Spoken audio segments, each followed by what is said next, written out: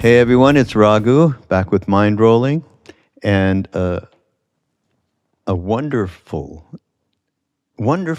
original, and a real Renaissance man, as far as I can tell, Federico Faggin.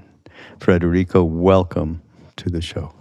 Thank you. I'm pleasure to meet you also, Yeah. if not personally. This is it. This is the beauty of podcasts. You get to meet people and make friends, especially during the pandemic. It was really great because we couldn't even go out of our houses. So Federico has a wonderful book, Irreducible, Consciousness, Life, Computers, and Human Nature. It is chock full of extraordinary information. I have to admit, some of it flew over my head, to say the least, but some of it was right in the pocket of what I understand in terms of experience, day-to-day experience. So it's just amazing how much information is in this book, Federico. But so first thing is, how did you get there? Where you grew up in Italy, correct? Yes. Okay, what was that like, and what were those circumstances? I guess both familial as well as the culture that you were in. How did they affect you to have you grow into even any interest in consciousness? Well, I was born in 1941, so as you can imagine, that was wartime. Yeah. And the U.S. had just entered the war shortly after my birth, December 7th. And then I was in Vicenza. Vicenza is near Venice in the northeast of Italy. And my father was a professor of philosophy and history in the classical lycée, which is the sort of the humanistic high school in Italy. Also a translator of the Enneads of Plotinus, and wrote about Schopenhauer, Master Eckhart, and so on in his life. Not in 1941, but later on. And but I was a mechanic. I only care about machines. I wanted to figure out how the machines work. Even as a kid? Even as a kid, even 4 or 5 years old. And when I was 1.5, my parents moved back into the village where they were coming from. Both came of a village that was less than 10 miles away from town, from Vicenza, for safety. And so we lived in my grandparents' on the father's side home. And basically, I spoke the dialect of the place. My parents also spoke the dialect of the place with each other. So, I was there 6 years, and that village, in the countryside. We were in the little town, but in the countryside, people were still using oxen. Really? Driven plows. I mean, in the where they kept many did not even have electricity in their home yet. So I mean, it was like people lived 200 years ago, and so that was quite an interesting growing. No. Oh, listen, I have to interject, because when we take what you are describing and we put it in context of what you eventually, as an adult, accomplished, and Federico is a physicist. He was deeply involved in the early part of the creation of what happened and the efficacy of computers, around microprocessing and silicon gate technology, etc.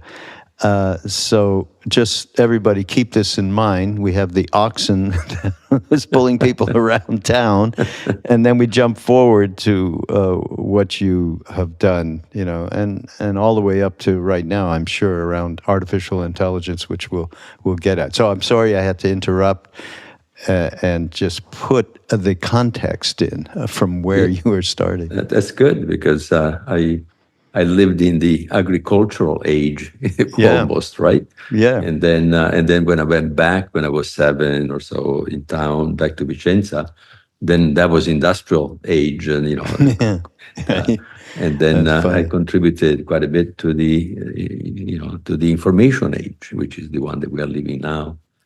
So that was quite interesting. I came in this country in 1968, and I have been in the Bay Area ever since. Uh-huh. So, but I studied physics at University of Padua, and I graduated in '65, and and then I worked for a few years in Italy, and then I came here. And my first job was the development of technology called MOS Silicon Gate that changed the way to make transistors and integrated circuits in a very important way. And it was eventually adopted in the entire world. It made possible all the pieces to make a computer on a chip, on a little sliver, of silicon, single crystal silicon, the size of a nail, the pinky nail. Yeah. And so I did that at Intel in 1970, 71. Intel was born as a startup, and they took the technology that I developed as their fundamental technology. They took it from Fairchild, where I developed this technology. And so the first microprocessor, I designed the first 4 microprocessors of Intel, which were the first 4 Wow. microprocessors in the world. And then I started my own companies. I started with Zilog, where I developed the Z80 microprocessor, the first second generation microprocessor that became a bestseller, and is still in production today, 48 years later. So, Really? Wow. yeah, and then I moved on to develop neural networks in my third company, Synaptics, and that's it. That was then that I encountered the problem of consciousness, because I was studying neuroscience, and the books on neuroscience were talking about electrical signals in the brain and biochemical signals and so on. And it looks like they were explaining what our brain does. But at one point, I asked myself, "But wait a second! When I feel love for a person, I have feelings. I don't have electrical signals. How do I get feelings from electrical signals?" And I discovered what was called later the hard problem of consciousness, which is, how do you get an experience out of electrical signals or, physical signals in a machine? Because the brain at that time, and still is, considered a machine, and like a computer. And so it was through this process that I started what I call my fourth life, that led me to an extraordinary experience of consciousness that revealed to me that consciousness was much, much more than what I thought when I started asking myself that question. And from there, my life was changed. And I started studying consciousness, and eventually, after 20 years of study, and of course, you study consciousness by experiencing. You don't study consciousness by reading books. You do that too, but that's the less important aspect of the study of consciousness. And so I eventually ended up deciding that I was going to spend the rest of my life, that was about 2008, 2009, studying consciousness and trying to connect spirituality and physics. In other words, connect the inner world of experience and meaning with the outer world of symbols and matter, in space and time, which, it was very clear to me that that was only the superficial aspect of reality, where the deeper aspect of reality is the meaning that we feel in a reality that at that point had to be quantum, but I didn't know how, but in which way. So if you want to do science, you need to understand exactly how the two meet, and then you have a new theory, which is what now exists. And I have created, with the help of one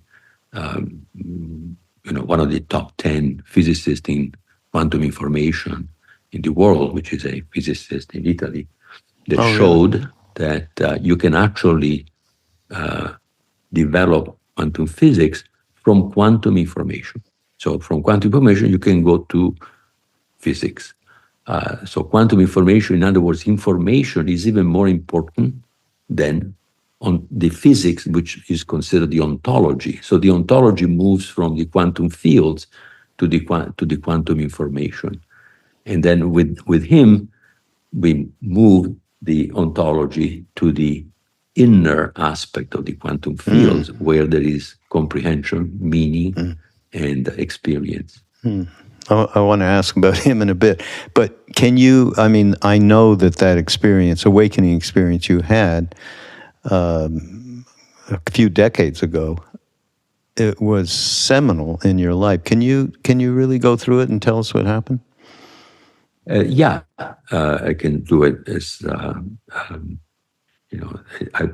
often asked if I feel like I'm always repeating, but anyway, yeah. So basically, we're fresh ears. So. Yeah, I was in Lake Tahoe at that time with the family during the Christmas holidays, and as a background, I was not happy. And I had been unhappy for many years since I reached all the all the objectives that I thought would have made me happy. Beautiful family, everybody happy, everybody healthy, and more money than I needed to spend the rest of my life, that I could spend, and reasonably famous in the within the the community in which I was working.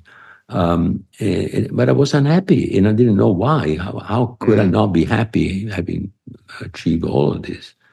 And of course, it was a problem of consciousness. And that was at the time when I was trying to program a computer to be conscious, because after I recognized that consciousness was not included in the discussion of the neuroscientists, I told myself, well, then if science is correct, I should be able to program a computer to be conscious, because if the brain is a machine and a computer is an informational machine, consciousness should come out of it. And I couldn't, I spent about 2 years, trying to, my spare time, trying to figure out how. I couldn't. There is nothing in physics that tells you how you convert electrical signals in feelings, in what philosophers call qualia. And so in this milieu, and I also recognized that I was pretending to be happy. They were here, for years I was pretending to be happy because I was a successful man, and so I had to play the game. I was running a company. I had many hundreds of people working for me. Come on, you had to be on top, right? Show that who you are, man. And that if you are successful too, you will be happy. Well. But probably a year before that, probably a year before, I put my foot down, basically, metaphorically, when I was thinking about, which I did occasionally, my inner state. And I said, no, I'm not happy, and I want to understand. I really want to understand why I'm not happy.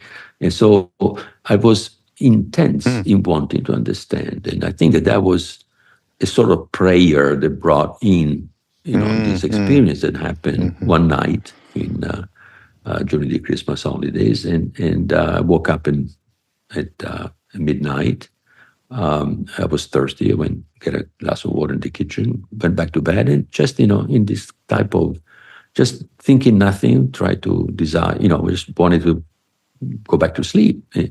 And all of a sudden from my chest, a beam of energy. It was physical energy. It was felt like physical energy coming from me. And it is white scintillating light. And, it comes out rushing. And it feels like love, but it's a love so powerful that I never felt anything like that before. But it's also mixed with joy and with a sense of peace. The peace is, I never felt peace before. I was, peace was, that's me. I'm home. This is me, because my consciousness was in that beam of light, and so and what was, I was like stunned, because how can anything like this, love in particular, come out of me? You seek love out there, but how can it come out of you? So Yeah. so it was, I was just just living this, and all of a sudden this energy explodes, and is everywhere, the same white scintillating light, and my consciousness is in this energy. So I'm observing myself, because my consciousness is what observes, and my consciousness is also out of my body, is in my body and out of my body. So wow. And so all of a sudden my mind caught a glimpse of a thought, and the thought, and so transformed that thought into mental words, and the mental words said, "Oh wow, this is the stuff of which everything in the universe is made of," and and the sense that I was the observer of myself, and I had the same point of view that I've always had. So I was observing myself with my point of view that I had since I remember having a point of view. And so, all of a sudden, I'm there, and then that's it.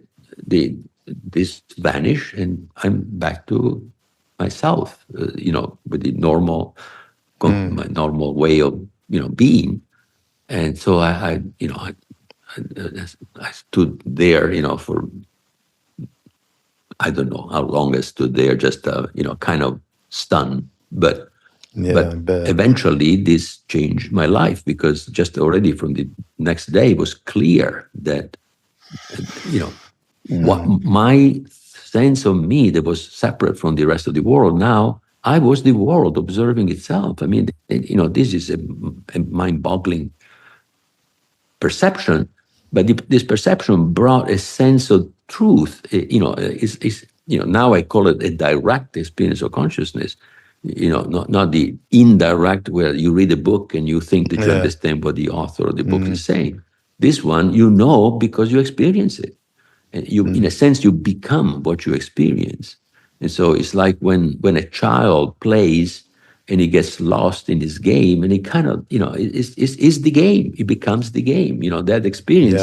Yeah. Now I can remember that I had similar experiences when I was a child, but of course they were ordinary in the sense that it was nothing extraordinary what my experience was, but I was losing myself in that experience. So this way of direct experiencing is the way we know. And to me, that the sense of truth that was in that experience was stronger than the sense of truth that I was getting when I proved a theorem, mathematical theorem. Because in science, the only way to be not certain, but be close to the truth, is that you prove a theorem. But you always start in mathematics with some postulates that are taken to be truth, because we all agree that they have to be true. Yeah. So you don't start by knowing the truth. You start by assuming that something is true, and you use that truth to prove the theorems logically through a logical process. So anyway, so that threw me into a 20-year period where I studied consciousness. I began. My first step was to find a transpersonal psychologist to discuss this thing, trying to get a sense of what was going on. Did you turn to the East at all, Federico? Did you turn at all to the wisdom of the East? Like we did. Many of us went to India and all that. That psychology turned me into some books and things of the sort, and but most importantly, then I was beginning to do meditation. All this stuff that allowed me little by little to get into and also writing what I was experiencing, and because after that experience, I was dreaming a lot more. Many of my dreams were very vivid. I mean, there was clearly I was in a role to, to experience myself and know myself in a way. And so I had many other experiences throughout. In those 20 years, I had well over 100 experiences that I would qualify as extraordinary, and but none the same. None the So, same. or very few were repetitious. For example, in some cases, I went out of body. For example, the out of body experience, and it happened three times, and so in that case, that was a repetition of something, but the experience were different each, and so anyway, so after that period, it was clear that consciousness and free will had to be fundamental at such a level that I decided to stop everything I was doing, sell my last company, get out of all the boards that I was, and just to dedicate myself to the study of consciousness with the intention to bringing science and spirituality together. Because at that point, I had such a taste of spirituality, the fact that we know through those experiences, and that knowledge is not the knowledge that you have reading a book. It's different. It's and it's deeper. And so there has to be more. And this is connected with the quantum nature of the universe, which of course, even the fathers of quantum physics had perceived, this sort of compatibility between quantum physics and the properties of consciousness, where instead there is no compatibility between the properties of consciousness and classical physics, the physics of the deterministic world, because in a deterministic world you don't have free will, and if you don't have free will, what is consciousness good for? If you don't, you know what you want because you're conscious, but you don't have free will, so you can do nothing about knowing what you want. Yeah. Oh, by the way, the description of this, I would call it a journey that you went on when you went to get the glass of water. I mean, it rings so much. I mean, I think of Ram Dass's journey with psilocybin. The same thing happened, basically. Yeah. And then he was witnessing himself from outside his body, in his body. I mean, he was like, whoa, that was just extraordinary for him. So, psychedelics, of course, give people that journey, very much similar, the interconnectedness of everything, the fact that love and its quality is what the foundation of everything is, and so on. You get that through psychedelics. Has that been part of your experimentations at all? No, it's not. No. Okay.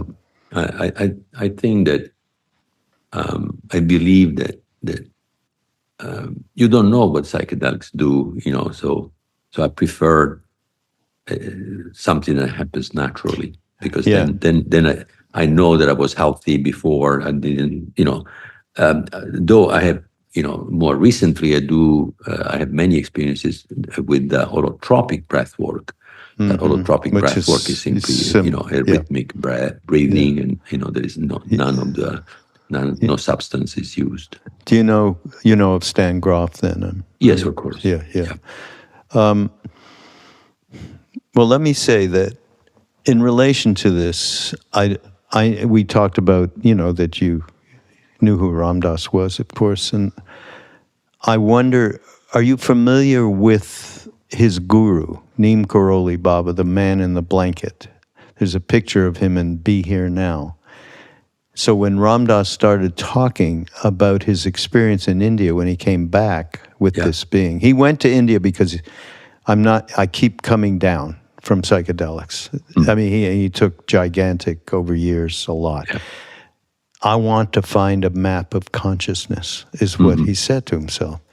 So he thought he would go to India to find it. And he ended up with this being named Neem Karoli Baba, who many Westerners ended up in India when Ram Dass went back the second time because they had heard him talk, like me. Yeah. We heard him speak about this being. In a way, Ram Dass was, shall we say, there was a tremendous trust we had, trust in his heartfulness and so on, trust in the way he didn't fool himself about his foibles and all of that. And so we ended up there with a being that immediately broke all of our minds by demonstrating that he knew everything about our past, present, and future. In India, it's called Antarayami, a knower of all hearts. This being was no longer in duality. There was no polarity. He never taught. He didn't give lectures. There's no books. There's no nothing. There's whatever we brought back, which was really very, very basically around love everyone, serve everyone, and remember the divine. That was the only instructions. That's the name of the foundation that we have representing all of these teachings. Yeah. But more to the point, Ram Dass gave Neem Karoli Baba some very intense doses. He asked for them. Do you have any of that medicine? Ram Dass said, yeah. You need some aspirin or something? He said, no, the yogi medicine. Oh, acid? Really? And twice he took very large doses. Nothing happened. But he did say, this is good for beginners. You get to stay 2 hours with Christ, and then you have to leave.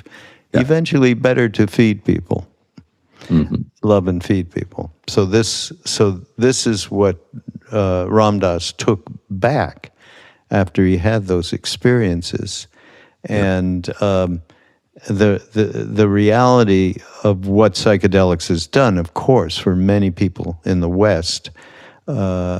I think has been a really important in our modern evolution. I know now there's a psychedelic revolution, with the way that it can help PTSD and so on and so forth, different elements of it.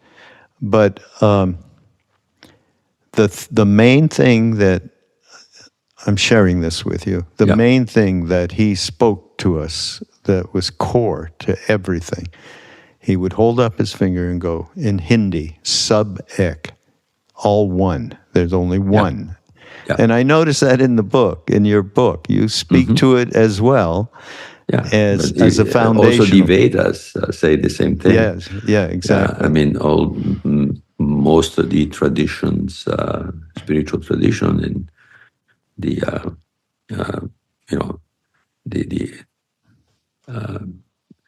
philosophy, the foundations of many philosophies are all about oneness of the universe. And of course, quantum physics says that one, but not the universe, not one for them, but the universe, the physical universe, is holistic and dynamic.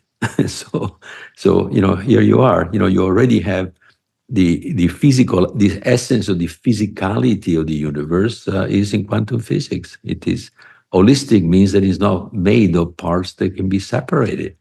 Everything is interconnected within the universe. But of course, when you have extraordinary experience of consciousness, then that connectedness, has a completely different meaning than just knowing that there is some kind of connection from the physical point of view. And, the connection from the physical point of view is that the particles, the elementary particles like electrons, protons are not elementary particles, but they are fundamental particles because but anyway, those particles are states of fields. They are not objects separate from the field. So they are like waves on the sea, and you cannot remove the wave from the sea. And in fact, the properties of the wave are the properties of the sea. They're not the properties of the waves. Right. If we don't see the sea, we attribute properties to the waves because we only see the waves, or we think that there is only the waves. But in the in quantum physics, the particles cannot be separated from the field. And so the properties of the particles are properties of the field that we measure when these particles manifest in space and time.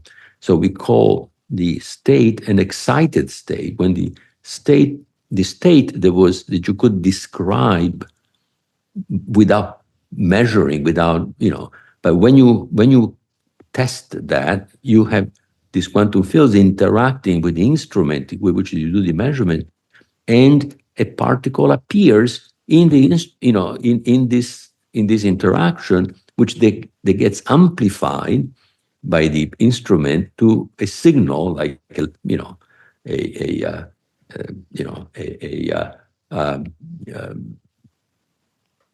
instrument that, with, what do you call it, the thing to move, right? In the instrument, or a light that goes on, or whatever, some sort of signal which is shareable, because no one can see the actual particle.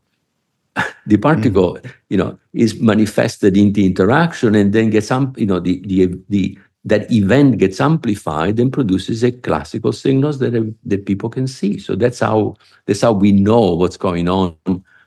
We don't know what's going on, in the details, but we know because the problem of measurement has never been solved completely. So, but we know that there is stuff that must exist in a deeper reality, that when it manifests in physical, in space and time, and we can actually see it and share that knowledge. But that symbolic knowledge is not what happens within the field. And there are properties of the field, like entanglement, for example, which is a pure quantum property that doesn't exist in the space and time, in the object of space and time. This is the kind of atmosphere that you're describing, sitting with this man in India in the blanket.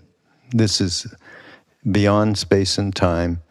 He actually, people witness him in so many miraculous kind of situations in terms of space and time and going beyond it. So, which leads me to bring up free will. Yeah. So, a quote, you quote Nehru, actually: "Life is like a card game. The hand you are dealt represents determinism. The way you play it is free will." Okay, that's a great quote. So, I'm not sure which way to go first. I think it'd be great if you gave us an idea, and this is very core in your book here, of how you see free will situated in the reality of our lives. Yeah. Well, in order to explain that, I have to start with the arrival point, which is a postulate that then you use to then do the rest, and that's the typical. First you kind of fumble around trying to figure it out. Then you say, no, this stuff I had to start with the postulate. Then you logically derive the rest, and that's pretty much the process that I follow for the 15 years or so that followed the decision to start to develop this theory. And so in fact the final step was taken about 6 months ago. So where basically I said, okay, we start with the postulate. The postulate, I call it the postulate of being, and this postulate of being simply says that being, one, right? You're saying being, yes. B-I-N-G. Essere in Italian, the being. Essere. Yeah. That is the word essere is it's like being, but it's got a deeper sense of the interiority of being, except of the exteriority of being. Not a thing. Essere, Anyway, the postulate is very simple and self-evident, especially to the people that we are talking to. So one, the totality of what exists is dynamic and holistic. I've already mentioned that simply defines the physical universe from physicists, but wants to know itself. So I added the want to know itself. And the wanting to know itself introducing the wanting, which is will, free will, and the knowing, which requires consciousness. So consciousness is what knows within one. So the capacity to know is what we call consciousness. You can define it scientifically as consciousness is the capacity to know itself. So you may say there may be awareness, there would be a capacity to know without even knowing that there is a self. But that's kind of, but awareness is not disconnected from consciousness. See, when you go at that level of being, in the foundational level, when one being holistic is one, meaning it's not made of separable parts. There is nothing that you can take apart, and consider that by taking it apart, you're not change what is. So we all exist within one. Everything exists within one because one is holistic. So, in fact, the idea, the core idea of oneness I don't think has ever been explored scientifically because science works by reductionism. They have to separate things, and you have to say, okay, suppose that this doesn't interact with anything else, but we know that things interact with everything else. So but we have to say, but if we can separate, if we can isolate this thing, then we can describe it. But if you cannot isolate it, you cannot describe it because it's connected with everything. But then they forget that they have isolated something, and then they talk as if things were actually isolated, which is not true. That's funny. So we start with this postulate, and this postulate now says consciousness and free will exist. They have to be defined more, especially free will, and which is your question. But consciousness and free will exist. Now, what do we get if we start there? We get that we explain why quantum physics has the properties that it has. Nobody has been, the physicists are saying, they all are saying, we do not understand quantum physics. We do not understand quantum physics. And what is it that we don't understand about quantum physics? The superposition of states, the fact that particles behaves like, particles and waves, it's explained that way, but it's not a correct explanation because there are no particles. I said earlier, the particles are states of fields. The foundational, for physics, the foundation of all reality are the quantum fields. The ontology is in the quantum fields, but the quantum fields are not conscious. They have no free will. They are material things.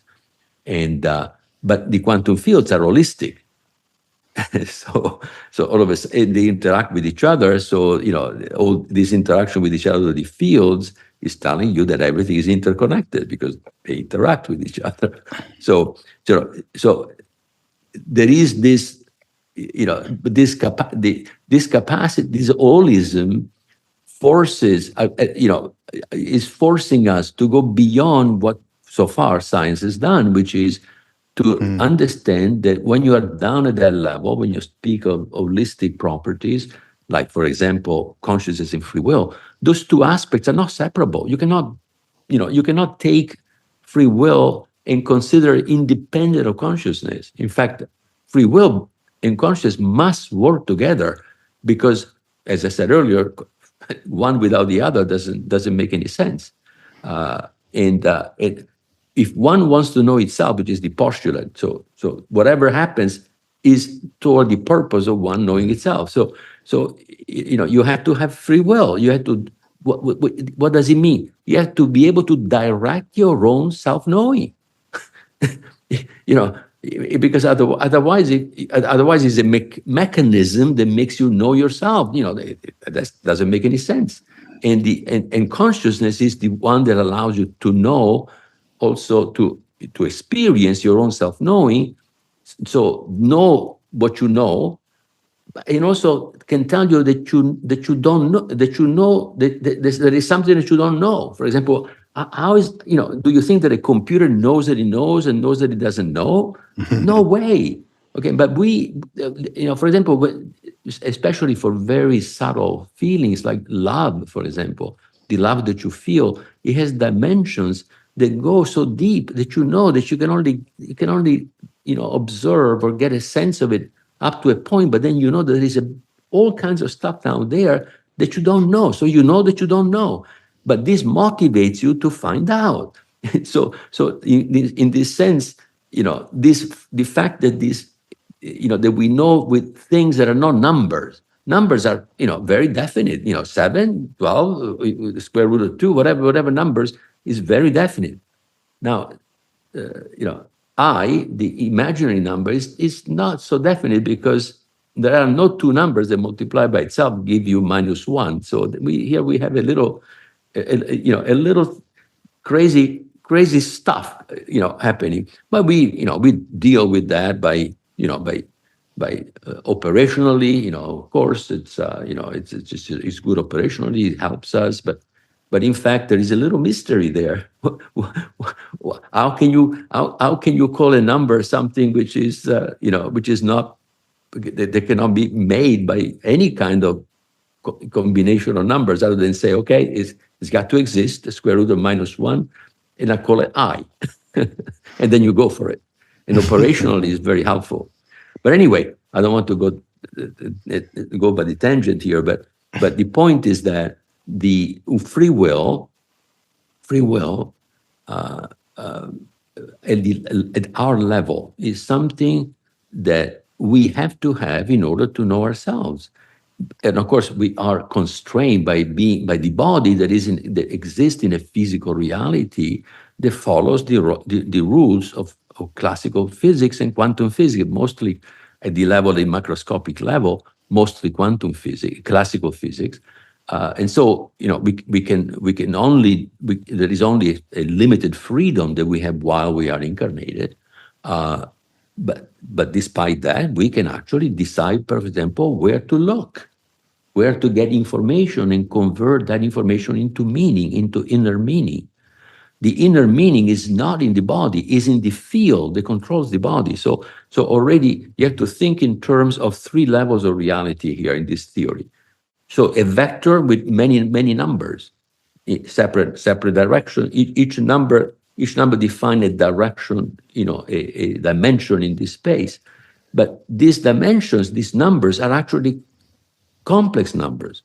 A complex number is a real number plus an imaginary number. So they're not the same numbers as the one that you would use to describe things, even in an n-dimensional real space. So you already see that this thing that we call quantum state is not something that we can imagine. We can deal with it mathematically, but we cannot imagine what it really means. In fact, its meaning is defined, not defined, but is imagined as a probability amplitude. A probability amplitude. What is a probability amplitude? Well, is a complex number that multiplied by its complex conjugate gives you a probability. Okay. So, but I don't want to get there. But it is basically it is a state that while it is, from the point of view of mathematics, is a very definite state, because it's a vector, is a definite state, a vector that evolves with with a certain law, which are laws of physics, evolves in time, and that evolution is actually considered possible only the evolution which is called deterministic.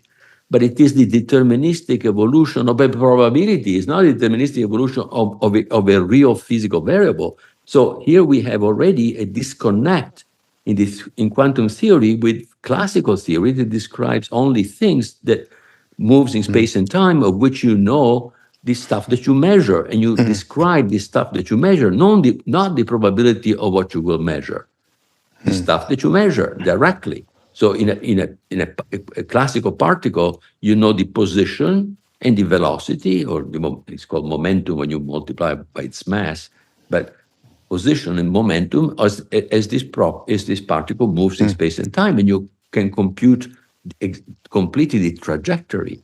of this particle, classical particle. For a quantum particle, which is a state of a field, you cannot do that. You cannot know simultaneously position and velocity or momentum with arbitrary precision. You can only know one. Typically, when you make a measurement, you set up the measurement instrument to measure one or the other because the type of measurement are different. And if you measure one with certain precision, the other one cannot be known. It's impossible. I'm going to take this into a different area that we'll see how you react to it when we're talking about free will. Yeah. You've gone through a lot of science here around it, and that which is beyond science. You're talking about the free will. What struck me is the ability, once you have experiences and realizations, and then you have free will to pursue those ideas, to pursue the conundrum, shall we say. Who am I? Start there, right? So,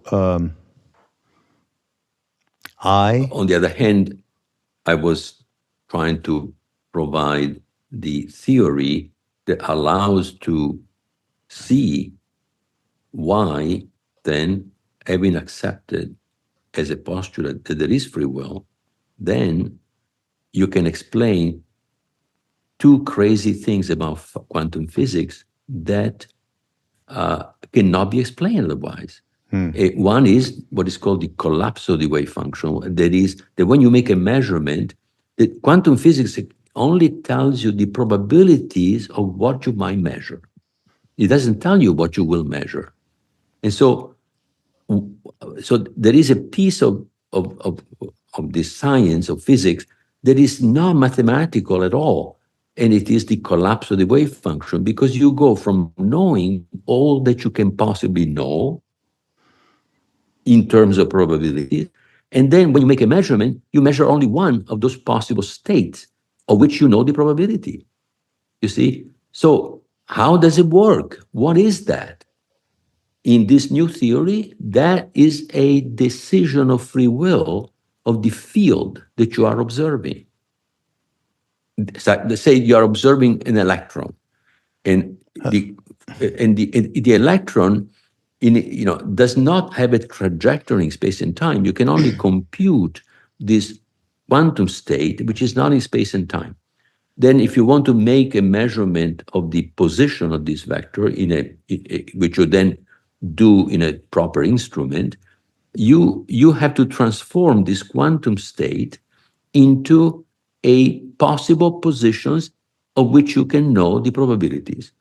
But it can only, so the computation only tells you where you can find the particles and the probability. But then when you make when the measurement happens, there is no rule other than it will be random, but it is controlled by the probability. So if you repeat the experiment n times, the probability can allow you to approximate what you're going, what you're going to see.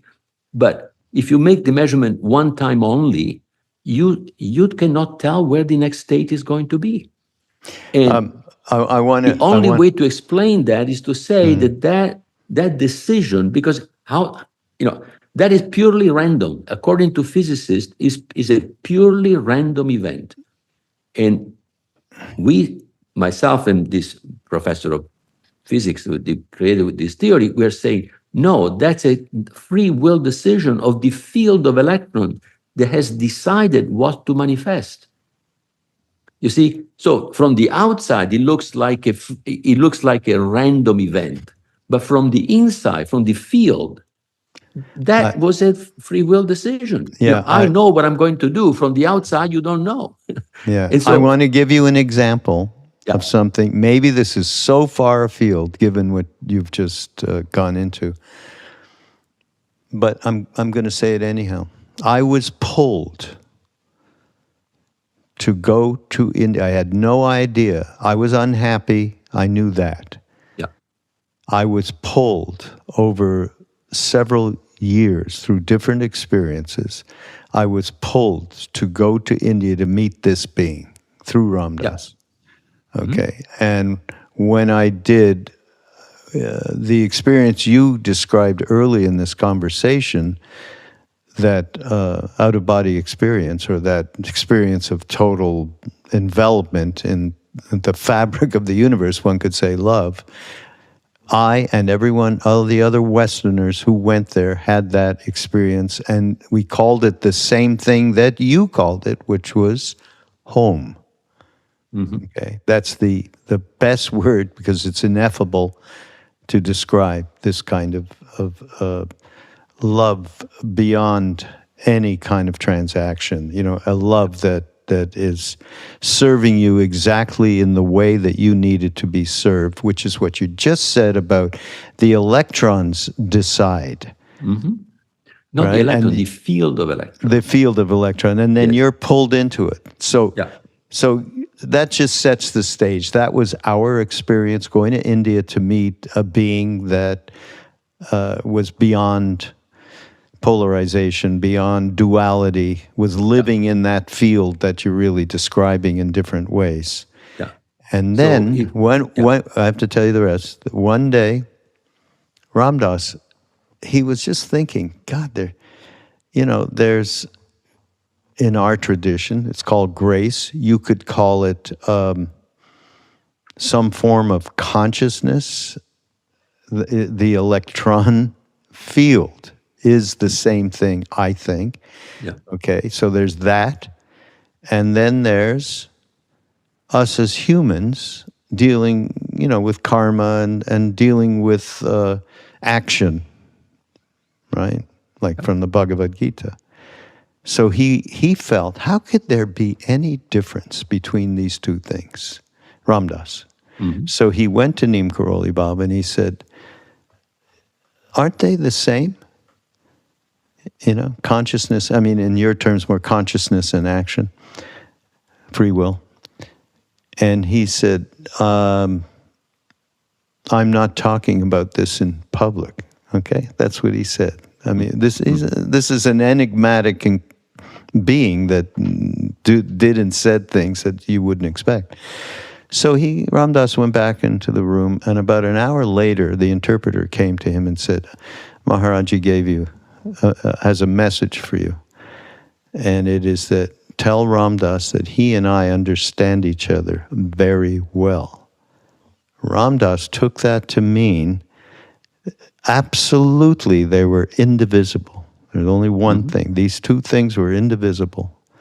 And in reality, we acted as if there is free will, because that's part of this incarnation, is to pursue who we truly are, reflecting, but we're reflecting as you described earlier.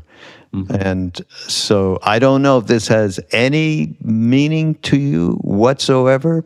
I even, for years later, corroborated this with an extraordinary being who was very close to Neem Karoli Baba, our Indian mother.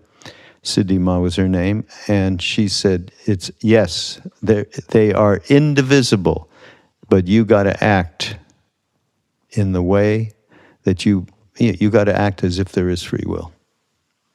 Yeah, look, I look at it this way, all right? So in some ways, I can get exactly to what you said, but it's more nuanced because, when you do science... absolutely. Yeah. Yes. So here it is. Imagine you are driving a car, right? You drive a car, and you are a conscious being that controls the body. So the body drives the car, and the body has learned to drive the car. So consciousness watch what the body does, may or may not intervene on what the body does. So when consciousness does not intervene, doesn't mean that you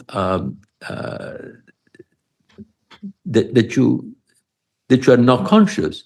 You're simply conscious. Let the body run its own program.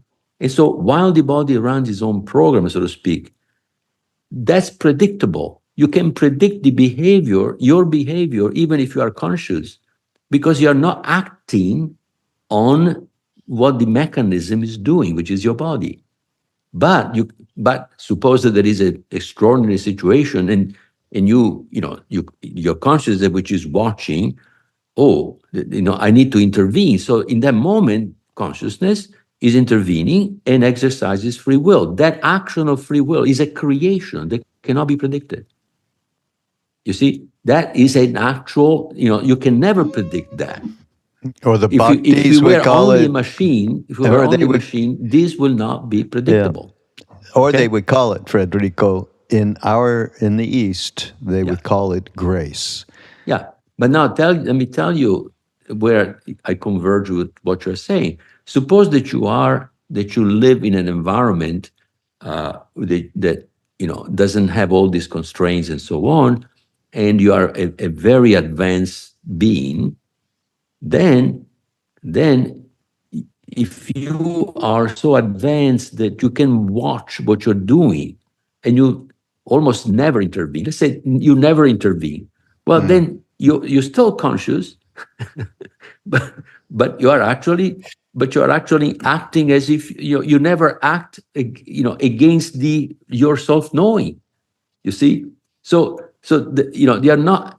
So it looks like you don't have free will, because you never act by changing what your nature, the way you have developed your nature is actually doing.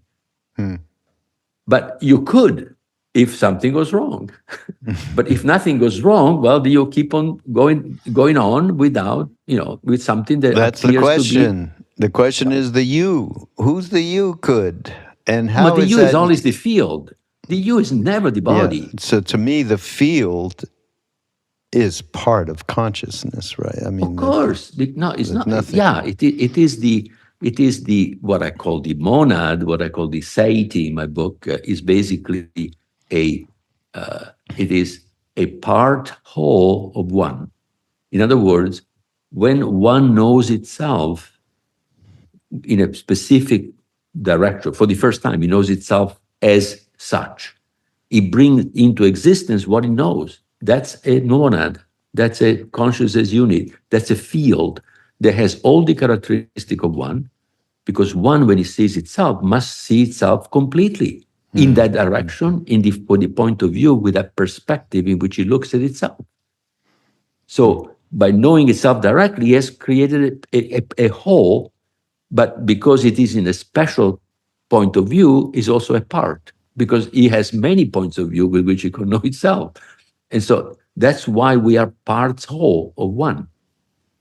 But the concept of part whole is not a concept of physics, because but in a sense is the particle wave, right? The part, but the particle waves that cannot be separated. Is your partner in Italy?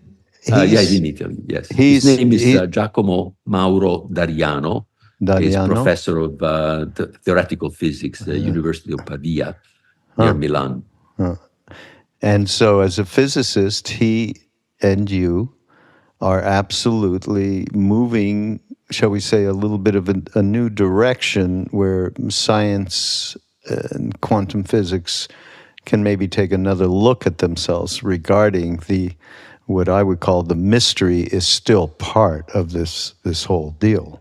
Oh, of course. The mystery, and the mystery will never be resolved. Right. Because the way I'm thinking is that one wants to know itself, but the more he knows, the more he has to know. He will, because that's the way it works for us as well. The more you know, the more new connections can possibly be. So there is an explosion of self-knowing that will never end. And so there is going from a potentiality to an actuality which is exploding, is going faster and faster.